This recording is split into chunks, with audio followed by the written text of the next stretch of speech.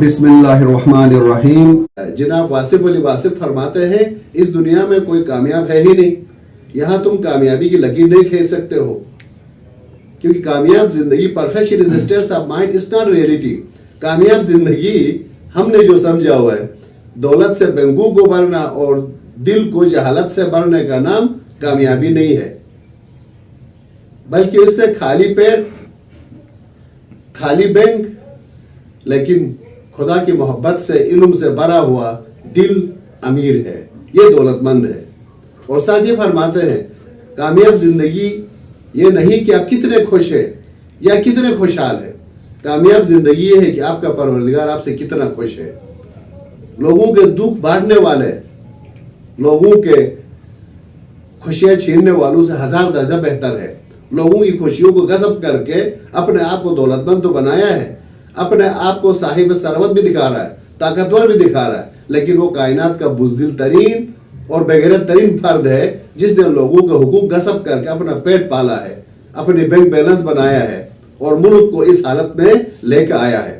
اب ہم امیری غریبی کی ڈیفینیشن کو، زندگی کے مقصد کو ریڈیفائن کریں، اور آخر میں اپنی اس ڈسکشن کو میں دوستوں کے شکریہ کے ساتھ دو تین جملے اور کہوں گا کہ آئے ہم اپنی زندگی ڈرائیور خود بنیں، ہم پیسنجر نہ بنیں، ہم اپنی لگام دوسرے قوموں کے یا دوسرے لوگوں کے ہاتھ میں نہ دیں، ہم سنیں سب کا لیکن ڈیسیجن ہمارا اپنا ہو۔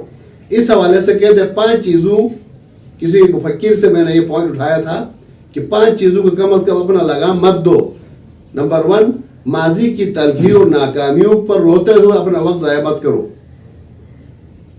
دوسرا ہے دوسرے لوگوں کا آپ کے بارے میں کیا آرا ہے، کیا اوپینینز ہے، اگر وہ منفی سوچتے ہیں تو ان کی سوچ فاتحہ پڑھو، ان پر رحم کھاؤ، اور جس میں جو ہوگا وہی نکلتا ہے۔ کسی نے خوبصورت بات کی ہے، مجھے جو دعا دیتا ہے اس سے بھی خوش ہوں، جو بد دعا دیتا ہے، گالی دیتا ہے، اس سے بھی خوش ہوں۔ کیوں؟ جس کے پاس جو ہوتا ہے وہی دیتا ہے۔ خالی ذہن شیطان کا اگر اس وقت نہ کوئی پڑھتا ہے نہ سوچتا ہے، خالی بیٹھے ہوئے ہیں، تو نتیجہ کیا ہوگا؟ کسی کی برائی کرنا ہے، کسی کی غیبت کرنا ہے اور کسی کی اچھائیوں کو، تو اندھیرے سے اندھیرا ہی نظر آئے گا، جس میں روشنی ہوگی روشنی باہر آئے گی۔ تو میرے پیارے دوستو، پہلا پوائنٹ، ماضی کی تلخیوں میں، ماضی کی ناکامیوں پر گم ہو کے مستقبل کو خراب نہیں کرنا۔ دوسرا پوائنٹ ہے دوسرے لوگوں کی منفی باتوں کو سنے نہیں، سن بھی لو تو اس کان سے سن کے اس سے نکالو، اپنے آپ کو ڈسکریج مت کرو۔ تیسرا، لمیٹڈ بلیفز کی بنیاد پر، تنگ نظری اور تعصب کی بنیاد پر اپنے وجود کو، لوگوں سے آنے والی علم کو سے محروم نہیں ہو جاؤ۔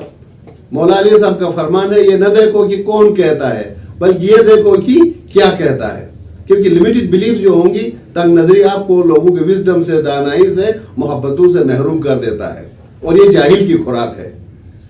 خاص طور پہ اسلام جو صحیح مسلمان ہوگا وہ تعصب اور تنگ نظری سے اس کا دور کا بھی تعلق نہیں ہے۔ اب جس میں یہ ہے تو اسلام سے کوسوں دور ہے، وہ اپنا جو بھی اسلام کا چیمپئن بنائے۔ اور رشتہ داریوں، ریلیشن شپس کے چکر میں ہاں ان کو اہمیت دینا ہے، صلہ رحمی کا خیال رکھنا ہے، رشتہ داریوں کا خیال رکھنا ہے، لیکن رشتہ داریوں کے کو فائدہ پہنچاتے ہیں، اپنے عاقبت کو، اپنے قبر کو خراب نہیں کرنا ہے، اپنی زندگی کو خراب نہیں کرنا ہے، اولاد کو بھی مناسب مقام دینا ہے، سٹیٹس دینا ہے، لیکن ان کو اپنے پاؤں پہ کھڑے ہونے کا راستہ بھی دکھانا ہے۔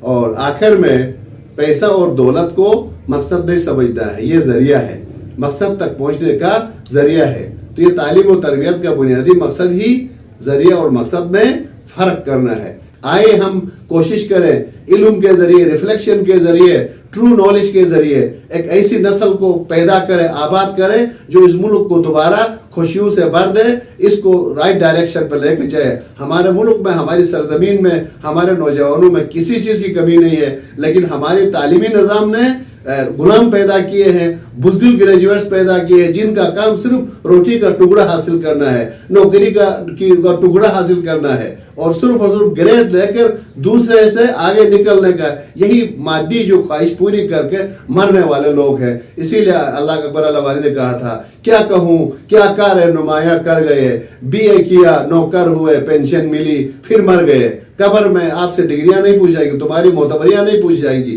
یہی تمہارے وبال جان بن جائیں گے۔ کوئی کام ہے تو آئیں، سسکتی جو انسان ہے، بلکتی ہوئی انسانیت ہے، پریشان حال لوگ ہیں، ان کی مدد کریں، ان کو اس بحران سے نکالیں تو ہماری دنیا آخرت دونوں میں نجات ہوگی۔ والسلام علیکم ورحمۃ اللہ وبرکاتہ۔